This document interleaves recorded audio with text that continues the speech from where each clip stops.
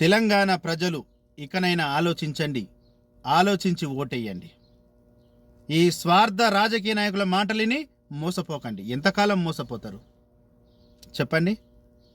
ఒక ప్రభుత్వము మంచి నిర్ణయం తీసుకొని వాళ్ళు చేస్తున్న అభివృద్ధి పథకాలు కానీ, వాళ్ళు ప్రజల కోసం సమాజం కోసం చేస్తున్న విధి విధానాలు కానీ ప్రజలు ఎందుకు మీరు మీ మీ స్వంతంగా ఆలోచించలేకపోతున్నారు? ఈ స్వార్థ రాజకీయ నాయకులు పెట్టించిన ఈ దొంగ సోషల్ మీడియాలో వచ్చిన వీడియోలనే మీరు ఎందుకు నమ్ముతారు చెప్పండి?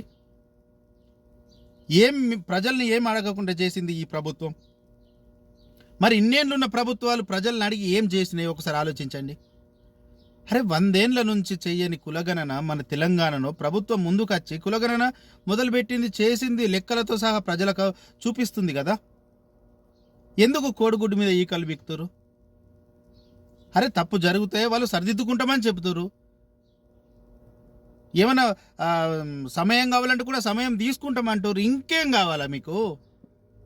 ఎంతకాలం ఇట్లా మోసపోతారు? నిజాలు తెలుసుకోరా? మీ కాళ్ళ మీద మీరు నిలబడి నిజాలు తెలుసుకొని ఏది తప్పు ఏది ఒప్పు అని అసలు అవసరం లేదా మీకు? ఈ దొంగ కేటీఆర్ గారు ఏం చెప్పిండు? ఈ హరీష్ రావు ఏం చెప్పిండు? ఇంకో ఈ టీఆర్ఎస్ ఓడు బీఆర్ఎస్ ఓడు ఈడు ఏం చెప్పిండు? ఎవ్వరు కూడా ఈ కులగణనకు మద్దతు ఇవ్వకండి, ఎవరు కూడా సహకరించకండి, తరిమి కొట్టండి, వచ్చినోడిని ఇచ్చిన ప్రభుత్వం ఇచ్చిన పథకాల గురించి అడగండి అని చెప్పినోడు వీడే కదా, ఈ పార్టీోడే కదా, ఈ దొంగ పేడు ఈ యూట్యూబ్ ఛానల్లోడే కదా ఈ తప్పుడు ప్రచారాలు సృష్టించింది మొత్తము. ఈ కులగణనకు ఎవరు మద్దతు ఇవ్వకుండా ఇవాళ బీసీలు తగ్గిరు, ఎస్సీలు తగ్గిరు, వాడు పెరిగింది వీడు. ఈ తగ్గిన కారణం ఎవడు? ఈరోజు బాగా మాట్లాడుతుండు కదా ఏదో నేను ఈ కులము, నేను అధ్యక్షుడిని, ఆ కులం అధ్యక్షుడు. ఏం చేసిరు అప్పుడు? గడ్డి వీకిరా మీరు? ఆ రోజు గడ్డి వీకిరా? ఈ తప్పుడు ప్రచారాలు జరిగినప్పుడు తిరిగి చెప్పుకోలేవు నీ కులంకు మొత్తం రాష్ట్రం అంతటా? అది చేత కాదు. చేసిన మీద బురద చల్లడం, కోడిగుడ్డు మీద ఈకలు బీకడం, అది చూసి ప్రజలు ఈడ ఈ యువకులు వీళ్ళంతా గుండీలు తెంపుకోవాలా, మొత్తము విధ్వంసం చెయ్యాల.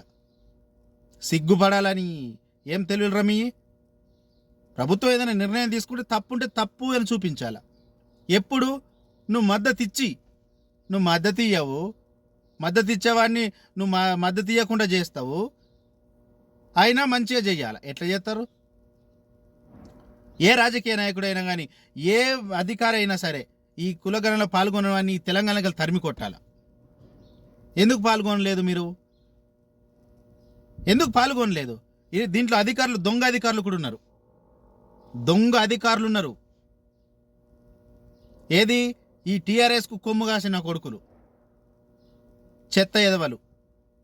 ఏ ప్రభుత్వం ఏ నిర్ణయం తీసుకున్నా ఈ దొంగ సోషల్ మీడియా రావాలి, వాళ్ళతో ఏదో మాట్లాడించాలా, వాళ్ళు కూడా నీ ముఖ్యమంత్రి ఏం చెప్తాడని ఇష్టం ఉన్నట్టు మాట్లాడడం.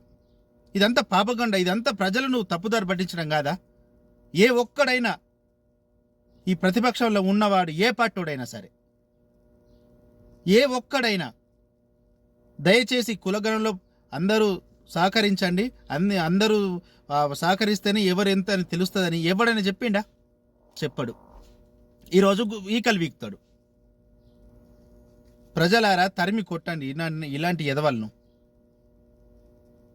అలాగే ఈ తెలంగాణలో ఉన్న ప్రతి అధికారి పైన, ప్రతి ప్రభుత్వ ఉద్యోగి పైన ఐటీ రైడ్లు జరగాలి, సిబిఐ ఎంక్వైరీలు కూడా జరగాలి. అసలు ఒక్కొక్కటి ఆస్తులు ఎంత పెరిగినాయి? కోట్లు. ఒక ప్యూన్ ఉద్యోగం చేసేవాడి ఆస్తి కోట్లలో ఉంటుందా? ఎంఆర్ఓ ఆస్తి 100 కోట్లలో ఉంటుందా? ఐఏఎస్ ఐపీఎస్లో 100,000 కోట్ల ఆస్తులు ఉంటాయా? నిజంగా ఈ తెలంగాణలో ప్రక్షాళన జరగాలి.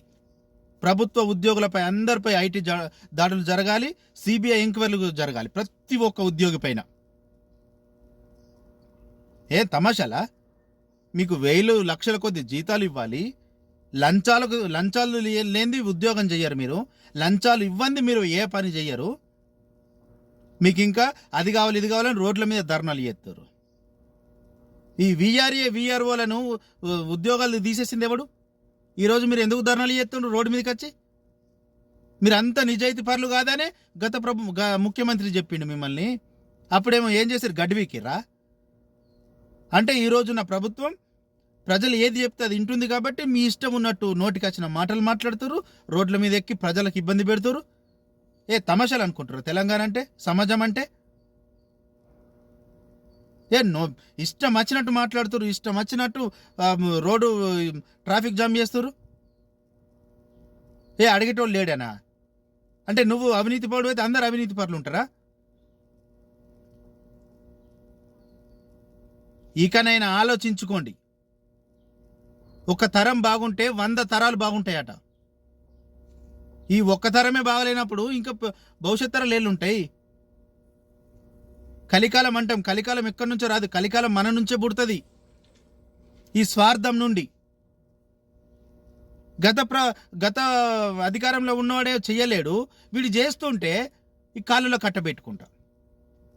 అంటే వీడు చేస్తే వీనికి పేరు వస్తుంది, ప్రజలు వీళ్ళని మెచ్చుకుంటారు, ప్రజలు వీళ్ళకే మద్దతు ఇస్తారని చెప్పి ఈ దొంగ స్వార్థ రాజకీయ నాయకుల వలన ప్రజలు రెచ్చగొడుతుండ్రు. ఈ ప్రభుత్వ ఉద్యోగులను రెచ్చగొడుతురు, వాళ్ళని పని చేయకుండా చేస్తున్నారు, ప్రజల దగ్గరికి పోకుండా చేస్తున్నారు ఈ స్వార్థ ఈ ప్రతిపక్ష నాయకులు. ఎంతకాలం? అరే 10 ఏళ్ళు ఏ ఊర్లో అయినా, ఈ తెలంగాణలో ఏ ఊర్లో అయినా గ్రామ సభలు పెట్టిరారా భయ్? ఏం మనుషులరా మీరు?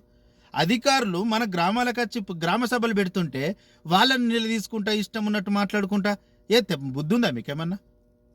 మరి 10 ఏళ్ళు రేషన్ కార్డులు ఇవ్వలేదు, మరి 10 ఏళ్ళు డబుల్ బెడ్రూమ్ ఇల్లు ఇవ్వలేదు, మరి 10 ఏళ్ళు ప్రజలకు ఉచిత కరెంట్ ఇవ్వలేదు, మరి 10 ఏళ్ళు ప్రజలకు ఉచిత బస్సు సౌకర్యం ఇవ్వలేదు, మరి 10 ఏళ్ళు ఈ తెలంగాణ పాలించినోడు కులగణన చేయలేదు, కులగణన చేసి ఏ కులమునికి ఎవరికి ఎంత అని ఇవ్వలేదు, మరి ఉన్న రిజర్వేషన్లు తక్కువ చేసిండు కదా బీసీలకు. 27 నుండి ఈరోజు 23-18కి వచ్చింది కదా బీసీలది. మరి ఆ రోజు గడ్డి విక్కిరా ఈ బీసీ నాయకులు అంటాడు? ఎందుకు రాబాయ్ ఇట్లా ప్రజలను రెచ్చగొడుతున్నారు మీరు? అరే నిజాలు మాట్లాడండి రాబాయ్, సిగ్గులేదు ఒక్కోడికైనా. ఈ ఎస్సీ వర్గీకరణ అనుకుంటా, ఇక్కడోడు ఇటు అక్కడోడు అటు. మీ తమాషాలు చేస్తారా? మీ రెండే కులాలు ఉన్నాయా? 57 కులాలు గడ్డి ఆడు ఎటన్నా పోని కానీ మీ ఇద్దరు నాదింత నీదింత అనుకుంటా ఈ ఎస్సీలంతా రెచ్చగొట్టుకుంటా, విడగొట్టుకుంటా, ఎవడు ఇష్టం ఉన్నట్టు వారు రాజకీయాలు చేస్తారు మీ స్వార్థం కోసం.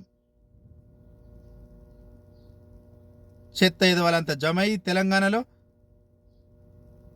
అరే ఈ బీసీలలో కూడా ఈ ఎస్సీలో ఎక్కడైనా సరే రాబో ఎవడైతే రాబాయి నిజాయితీ పరుణ్ణి లెంకుందాం మనము. నిజాయితీగా తెలంగాణ ప్రజలకు ఈ సమాజానికి పనిచేసేవాడికి రిజర్వేషన్లు కల్పిద్దాము, ఉద్యోగాలు కల్పిద్దాం, ఇది మాట్లాడండి రాబాయ్ అంటే